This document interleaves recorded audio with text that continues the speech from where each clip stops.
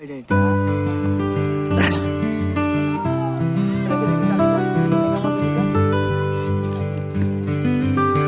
হালকা বৃষ্টির পরেও চারিদিকটা কেমন থমথমে ছিল, কিন্তু মনে হচ্ছিল আর বৃষ্টি হবে না।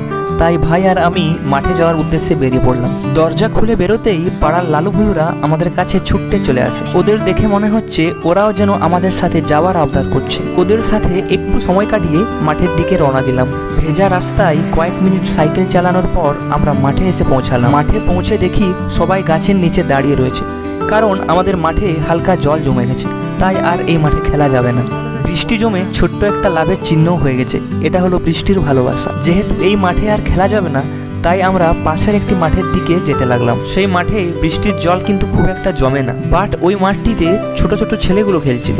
অতএব আমাদের এই মাঠেও খেলা হবে না। এখন আমাদের একটাই ভরসা, ছোট্ট জায়গাতে শর্ট পিচ খেলতে হবে। তারপর হঠাৎ লক্ষ্য করলাম ছোট্ট একটা গাছের নিচে কয়েকটা ছেলে মেয়ে ঘোরাঘুরি করছে। কাছে গিয়ে বুঝতে পারলাম তারা কাজু গাছ থেকে কাজু পাড়ছে। আর আমি কখনো কাজু ফল খাইনি, তাই ভাবলাম একটা টেস্ট করে দেখা যাক। আমরা তাদের কাছ থেকে কয়েকটা কাজু চাইলাম, বাট তারা একজনকেই একটাই মাত্র দিল। কাছাকাছি অনেক কাজু ফল ধরেছিল।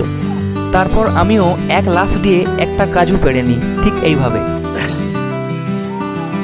ফলটা পাড়া মাত্রই আমার হাত থেকে গায়েব হয়ে গেল এবং আমার কাছে রইল শুধুমাত্র বীজটা। আর এটা থেকেই কাজু বাদাম হয়, তাই আমি এটাকেই টেস্ট করে ফেললাম। তারপর আমার অবস্থা যা হয়েছিল সেটা আমি বুঝতে পারছি। আমার পুরো জিভ জ্বালা করতে লাগলো। কাজু ফলের গন্ধটাও বেশ ভালো ছিল না। ফাইনালি এরপর খেলা শুরু হবে। টিম ভাগ হয়ে গেছে, এরপর টস হবে। আর এখানে টস কয়েন দিয়ে হয় না, দেশলাই খাপ দিয়ে হয়। শুধুমাত্র এটা কল করতে হবে যে ছবি আছে কি নেই। তারপর খেলা শুরু হয়ে গেল। Short pitch cricket.